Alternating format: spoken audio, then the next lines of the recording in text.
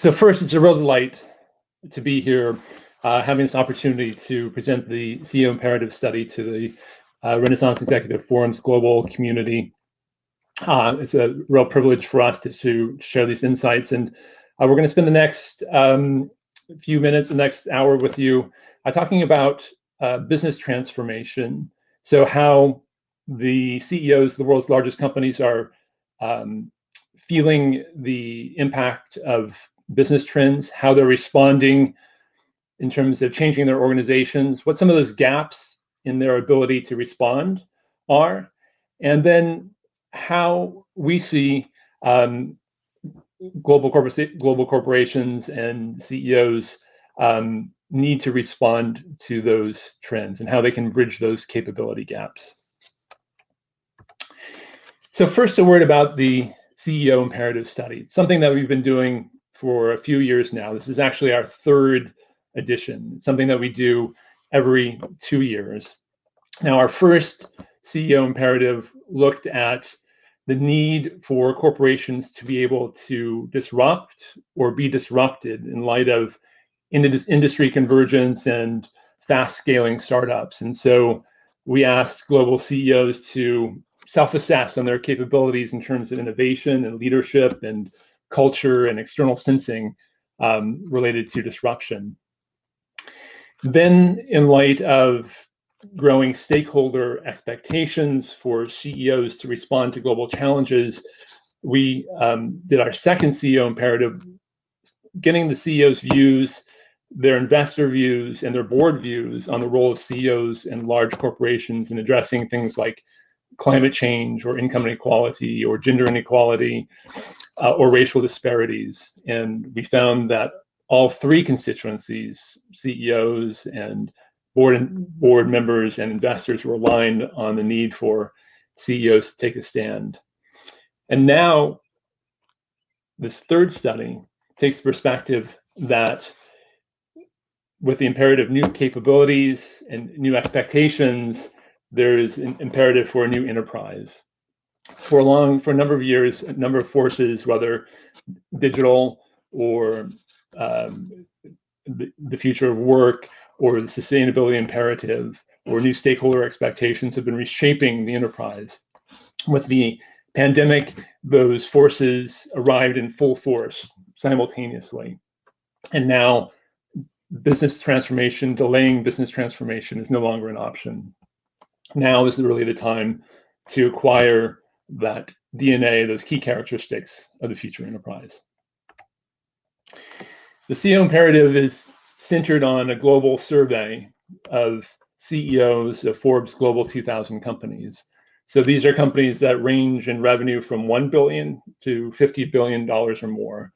Geographically, the 305 CEOs we surveyed represent the Forbes Global 2000 in distribution, and with strong sector representation in things like manufacturing, consumer, energy, financial services, and tech. In terms of some top-level takeaways to set the scene, our point of view is that this is really a moment of truth for CEOs. With the pandemic, long-standing trends arrived together, shifting the need for business transformation from something that was before perhaps important to something that's now urgent. We're seeing what we call thriving and surviving companies rapidly diverging in terms of their revenue growth. So now is the time really to determine, are you thriving or surviving in your market? And then do you have an opportunity to catch up, leap ahead, or to outdistance your competitors? We're seeing CEOs feel that urgency to transform, and they're pivoting to investment in growth and transformation. But key gaps stand in the way, and we'll discuss those. Everything from data and data trust to culture to climate to digital transformation. And we've identified 5 attributes that stand out as essential elements of the new DNA for business success. Data as a strategic and operational enabler, new talent models and structures, ecosystem orchestration, the need to focus on long-term value, and leadership anchored in the human imperative. And to close those gaps and acquire those attributes, we see 3 interconnected drivers: humans at center, technology at speed, and innovation at scale. So let's dive into the findings. So first I mentioned thrivers and survivors. So one of the things that we did is we looked at our respondents in terms of their revenue growth. And in FY20, we identified 3 different groups. One group actually grew in FY20 during the worst of the pandemic. Those are the thriving companies. One group saw flat revenues, not much divergence one way or the other. We're calling these maintaining companies. And then we saw another group that saw significant revenue declines, and we're calling those surviving companies. And then we looked back 3 years and calculated their revenue growth, which you can see on the left side of this chart. And the thriving companies were already ahead 3 years ago in terms of revenue growth. But then, as part of the survey, we asked them to project their revenue growth over the next 3 years. And you can see that the divergence, the gap between the thriving and the rest is set to grow even more over the next 3 years. And so for companies, the question is are you a thriver or a survivor? And what's the opportunity to level up or leap ahead? So what are thriving companies doing differently from surviving companies? Well, both groups are focused on transformation, but the thriving companies are more focused on pursuing growth. So pursuing significant new opportunities, changing their products and service mix, spending more on transformation. Surviving companies, on the other hand, are more focused on reducing their spend and protecting what they have. So significant headcount reductions or cost reductions, much lower levels of pursuing opportunities or product and service mix changes.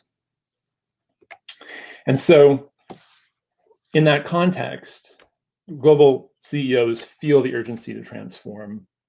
61% plan to undertake a major new transformation initiative, and 68% of CEOs plan a major investment in data and technology in the next 12 months.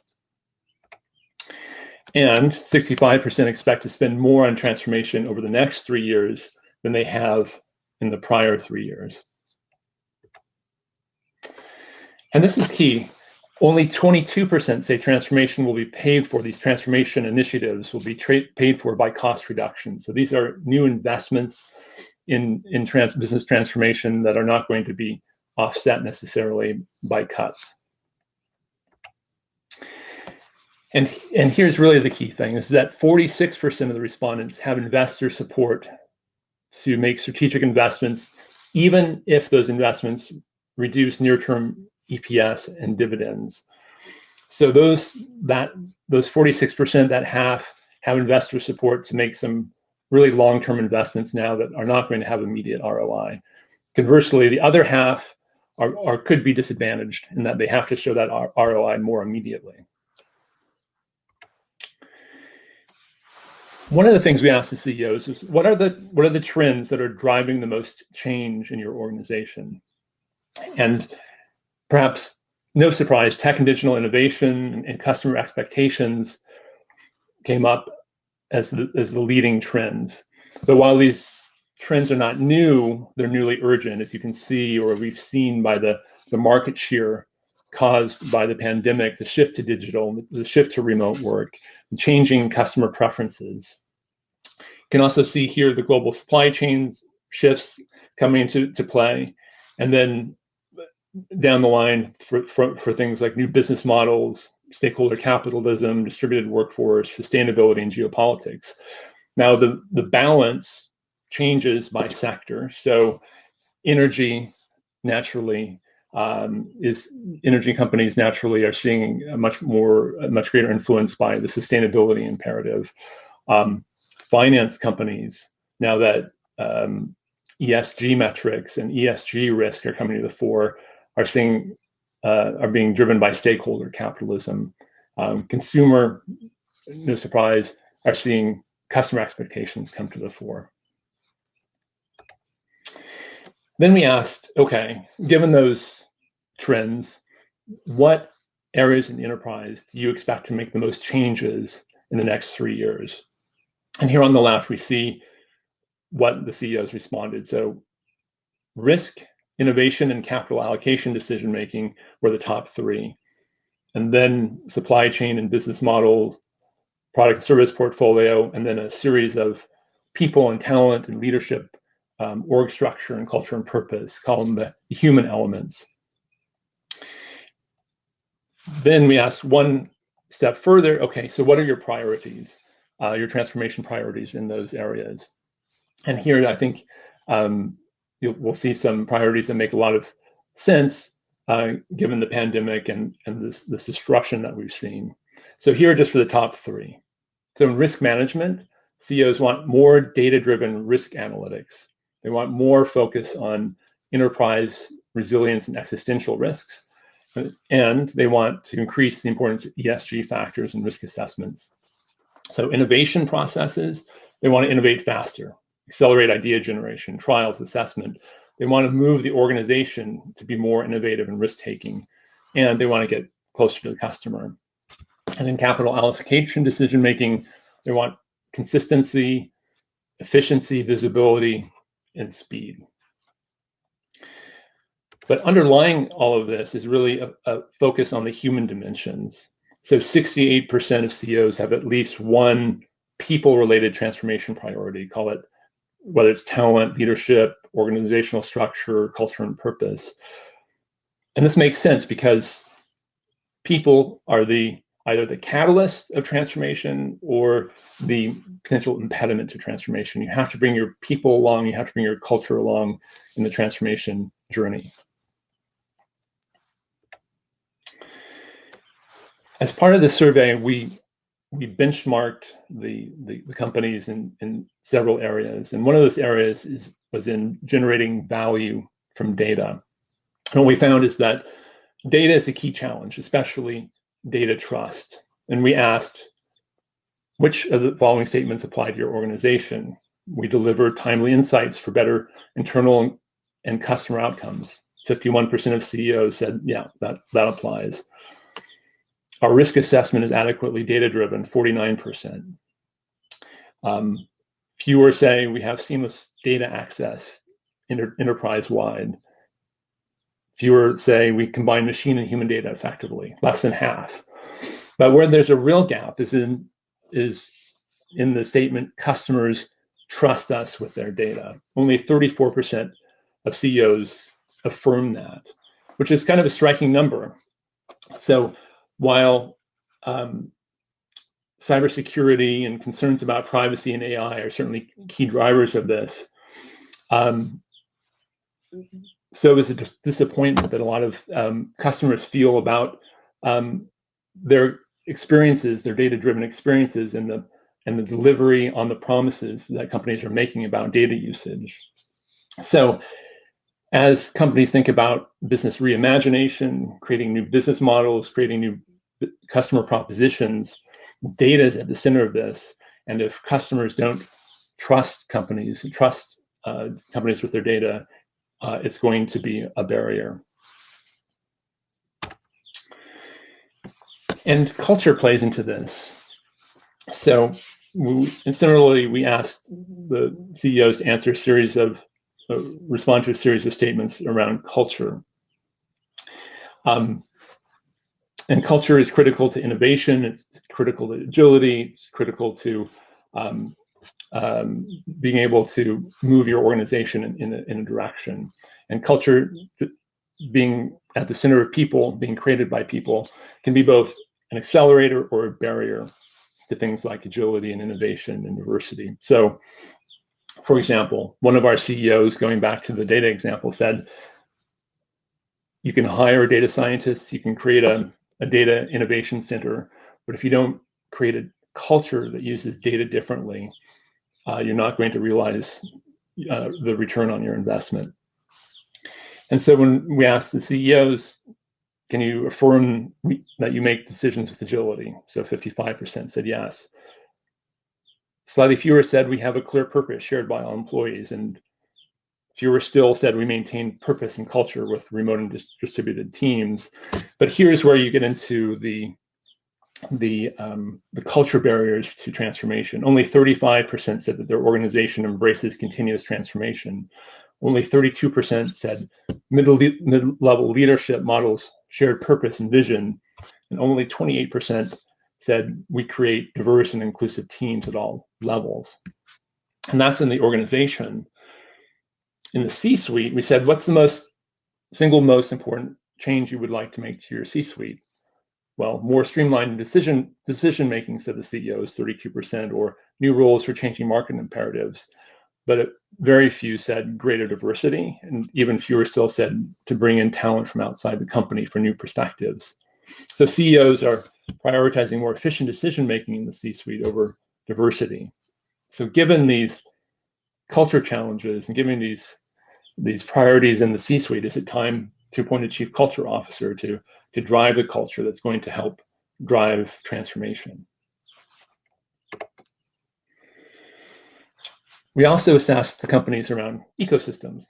Companies are increasingly focused on developing and orchestrating ecosystems around them to develop new customer propositions, to solve innovation challenges, to go to market, to respond to and take advantage of industry convergence.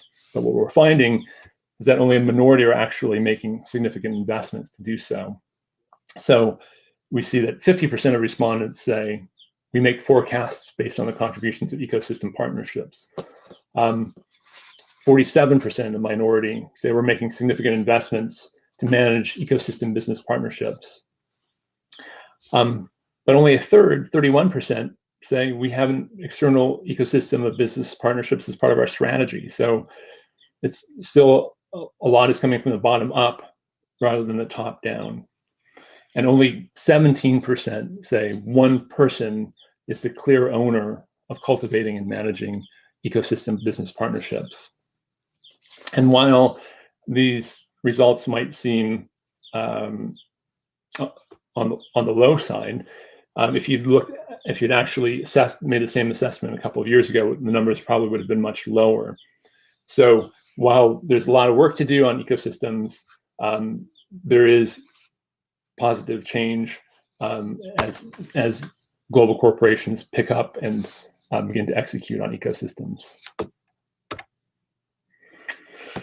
Now, long-term value. So creating value for the whole range of stakeholders. So customers, shareholders, society, creating financial value has become an increasing focus in the market. It's become an increasing focus of investors. And so what we did is we looked at a number of questions and responses in the survey and assigned them as either intentions that the CEOs want to do or actual actions that the CEOs have done to drive long-term value. So whether it's for customers, society, or shareholders or other stakeholders.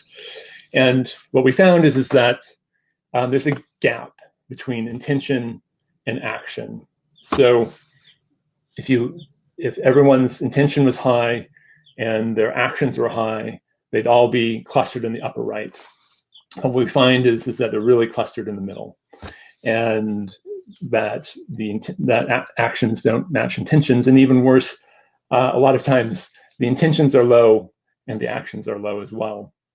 And there's some good reasons for this, in the sense that there's not necessarily a common understanding of what long-term value means. There are different frameworks that could be applied, and CEOs don't necessarily know where to start or how to progress the goal of long-term value in their organization. And one of the gaps that we identified, another of the gaps that we identified, is related to climate and sustainability. So we saw before that only 26% of CEOs said that the sustainability imperative is one of the top three drivers of transformation in their organization. Obviously, energy is the big one, and manufacturing a little bit less so. But in the other industries, it's quite low. And then in climate risk, there's a lack of awareness, as you can see here. because CEOs say, when we ask them, where are you going to focus your C-suite differentially? So where are those going to be? What are those areas of increased C-suite focus? Only 26%, again, maybe the same 26% said they're going to focus it on climate risk.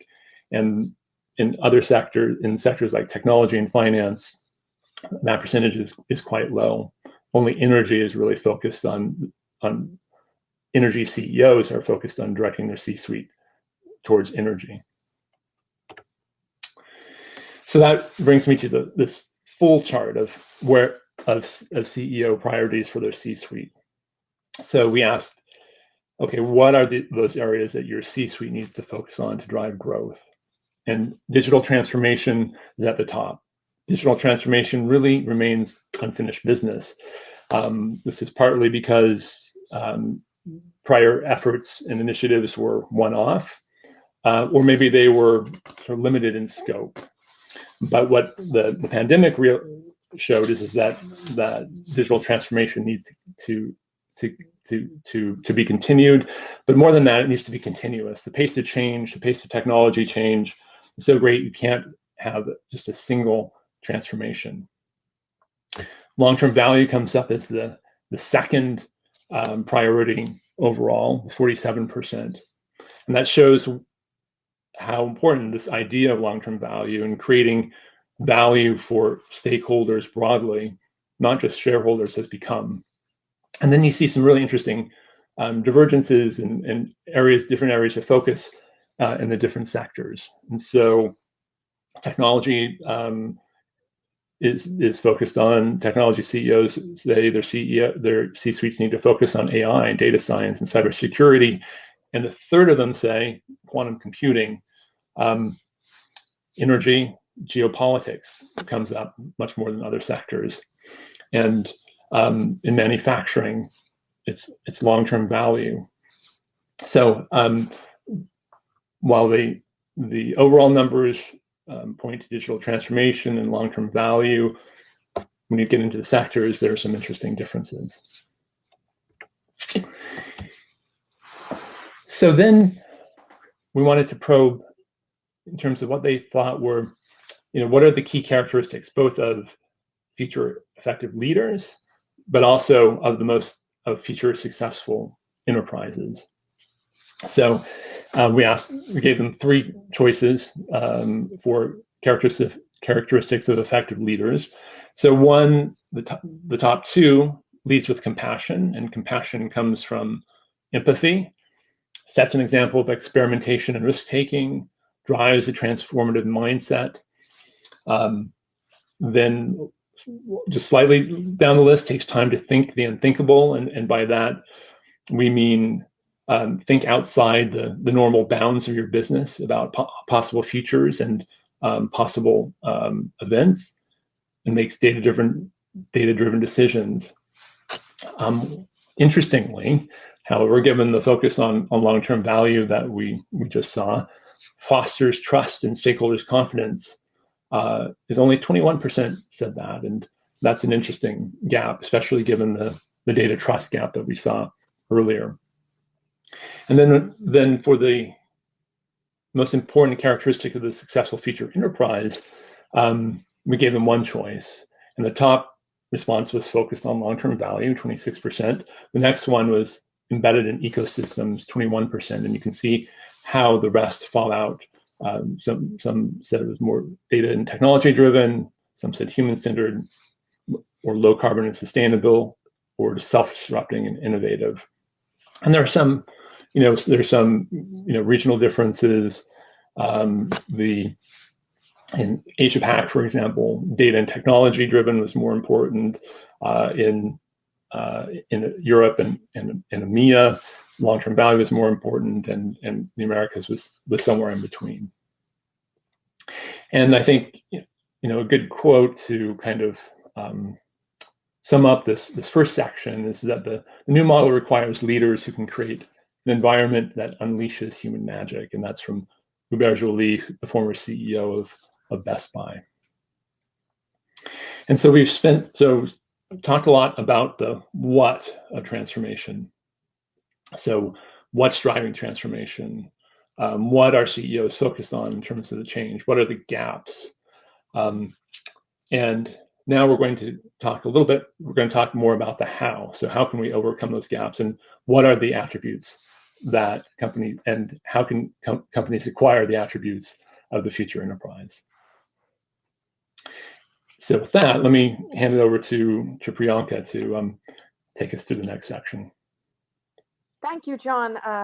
Again, pleasure to be here and walk you through our work here. So let me just try to take what John said and then bring us into the how exactly we go about this transformation.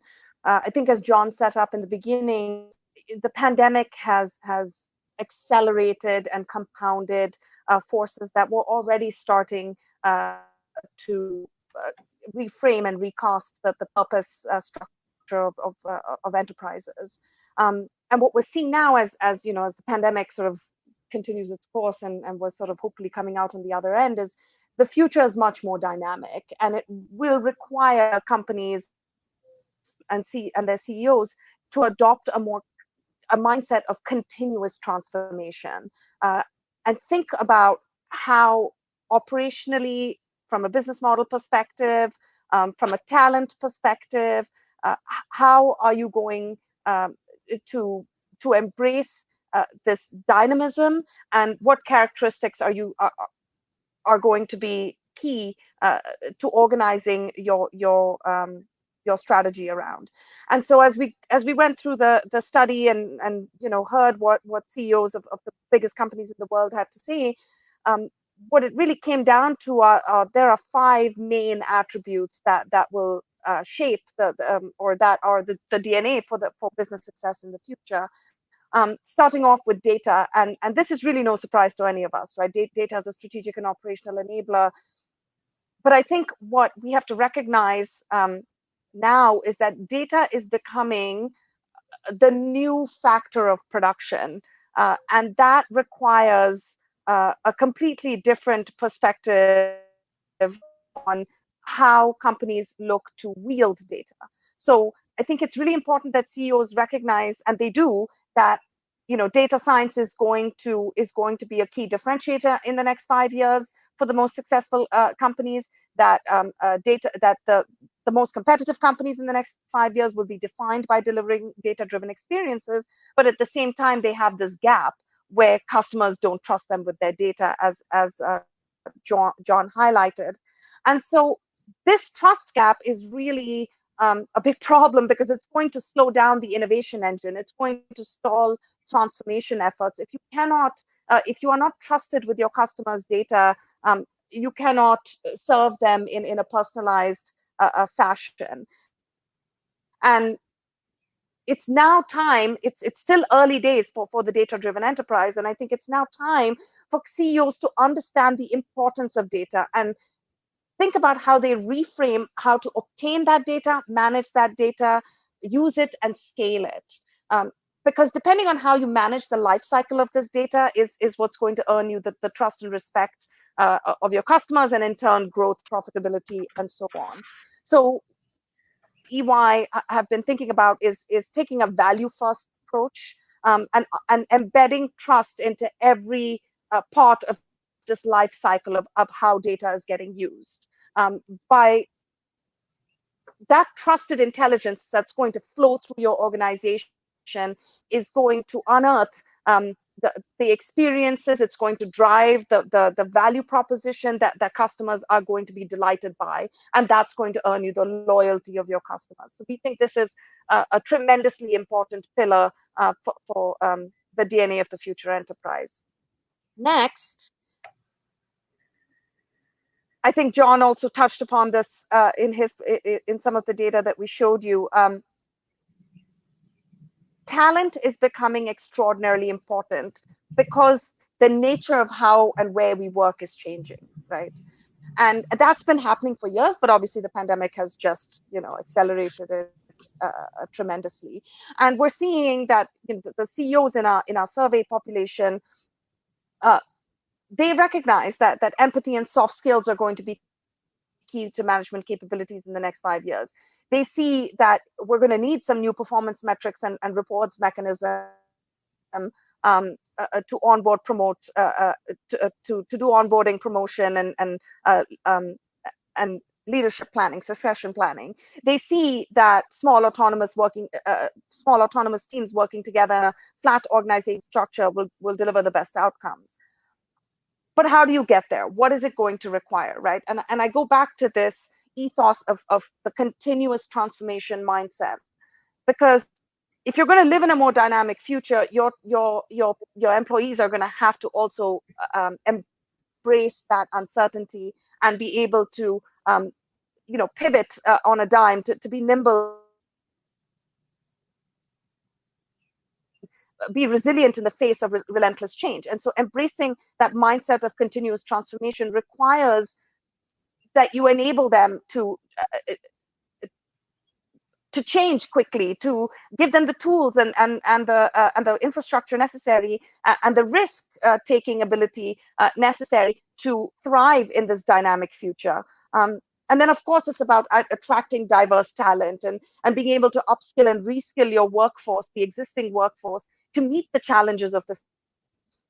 And so really, it's not just the CEOs, but also the Chief Human Resources Officer to refresh and rethink what is your talent strategy, what new metrics and organizational structures will work for you to create that agility that will be required for your workforce to embrace continuous transformation and to deliver on it, which we as sort of the second of these pillars of successful future enterprises. Next, I think we've talked again about the role of ecosystems. So making ecosystems an essential part of your enterprise strategy is going to be essential to realizing the opportunities that are coming from the erosion of industry boundaries that we're seeing. And yes, the majority of CEOs do recognize that the ability to lead and manage ecosystems will define successful leadership teams. But how do you do this? How do you go about this? And part of it is about looking beyond your industry boundaries, looking for partnerships that you wouldn't traditionally think of, putting yourself in that unthinkable mindset. And then another part of it is, and we are seeing this in the market, is the idea of competition, the idea of actually partnering with your competitors for certain specific products or areas, and making that as a part of your strategy. Now, while this is, it's a complex, it's a very complex network, right, for any major enterprise to think about how to not only to participate, but also lead and orchestrate in those ecosystems. And this is where it may be time to think of adding a chief ecosystem officer to take ownership of this strategy and to deliver those outcomes.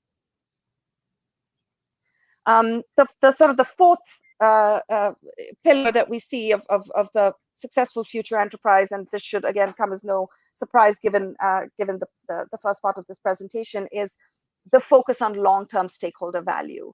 And this has come across as a cross-cutting priority across the entire study. It surfaced as the most important of the future successful enterprise. And even in other parts of the survey, you can see that CEOs agreed that they expect business models to increasingly incorporate circular economy dimensions. They agree that long-term value will be rewarded by the market, and they agree that there will be a global standard for measuring and reporting long-term value creation.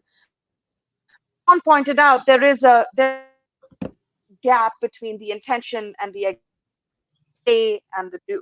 And there are a number of reasons for this.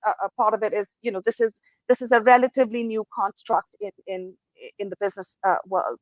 There are many frameworks out there. There is still, not probably the clearest understanding of how to drive this particular framework to an operational and tactical cadence within the organization. And we at EY recognize that this is not easy. And one of the things we are starting to evangelize is sort of thinking about long-term value across four dimensions. One is the financial long-term value, which of course is very important for the existence of a company. Customer long-term value. So how do you deliver on customer expectations and their values? How do you align yourself to that?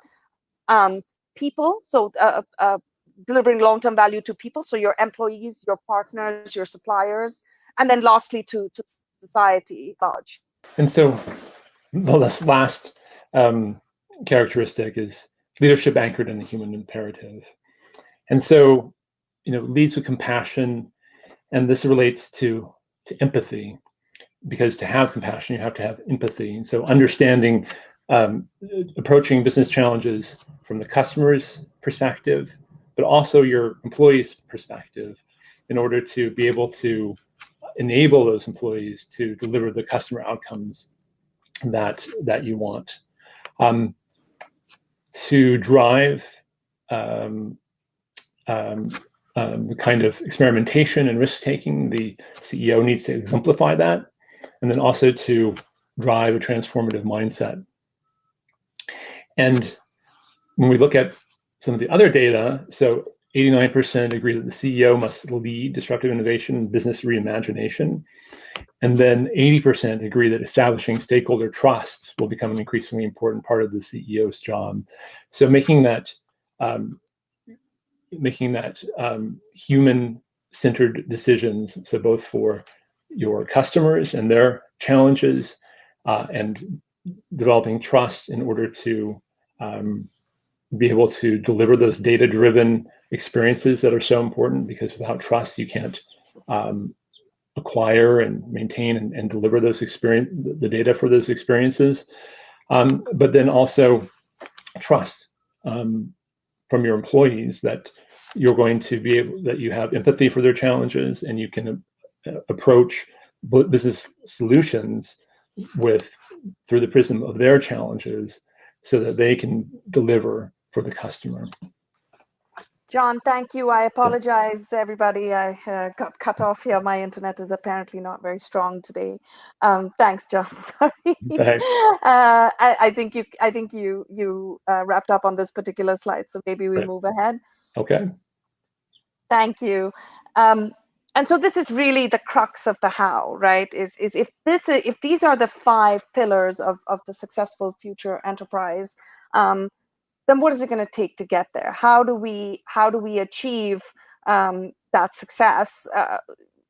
How do we transform to achieve that success? And I think, ultimately transformation is about improving the human condition. And so we really start this journey with humans at center.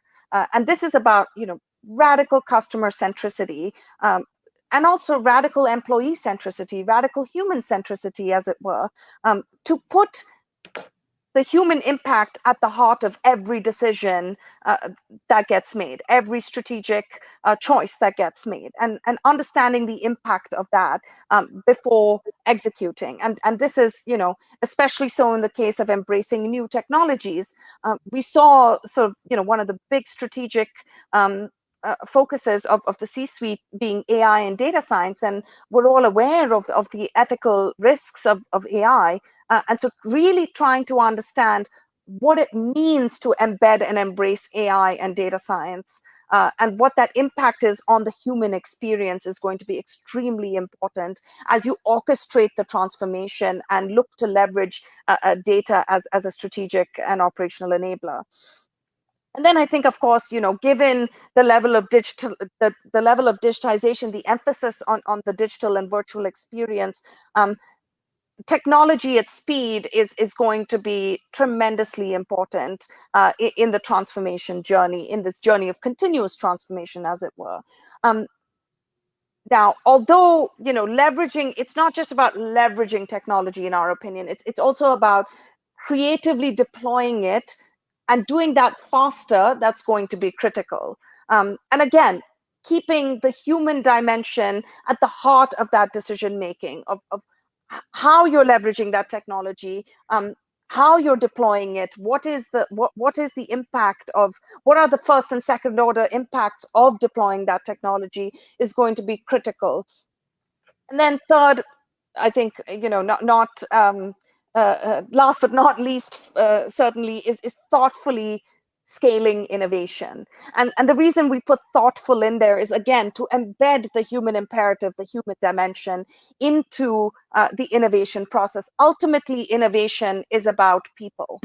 It's about harnessing their ideas. It's about giving permission to take risk and execute. It's about cultivating an agile innovation competency, and not just within the company, but also nurturing innovation with ecosystem partners, because they can show you sometimes pain points that you would not be able to see within your own company, within your own industry, your own customer base. And then also, the ability to commercialize and move quickly into new markets is, again, a really a human driven ability, competency. And we believe that putting these three value drivers together at the heart of your transformation journey is going to allow you to achieve those five characteristics of the future successful enterprise.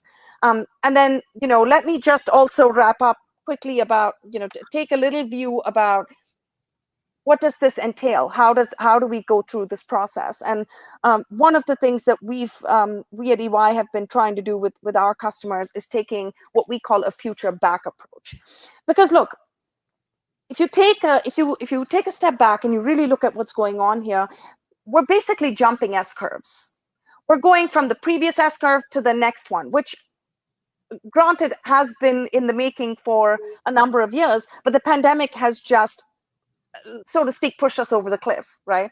And so when we want to move into this better world S curve, so to speak, how do we do that? How do we get there? And part of it is to take this future back approach, to take a minute to understand what is it going to take for my company to be relevant and successful in the next 5, 10, 15 years? And looking at the scenarios that could happen in those 5, 10, 15-year timeframes, and working backwards into what do I need to do today to set myself up for success in these timeframes. And that we find, including the transformation value drivers and this particular part of the innovation and transformation journey, this is the path to business transformation, and it really starts with a view from the future. Now, I'll just wrap up quickly by saying that this is not an easy task, right? Not for any CEO anywhere. This is ambitious. This is difficult, and certainly in a moment of great upheaval and crisis. But we believe that if we can take a step back and think about how to root the transformation in the human experience, and take that mindset of continuous transformation and adopt a mindset of impatience and dissatisfaction to continuously improve and make things better, we believe that this is the path to success and transformation into the future enterprise for CEOs today. This is the bridge that you'll have to cross. And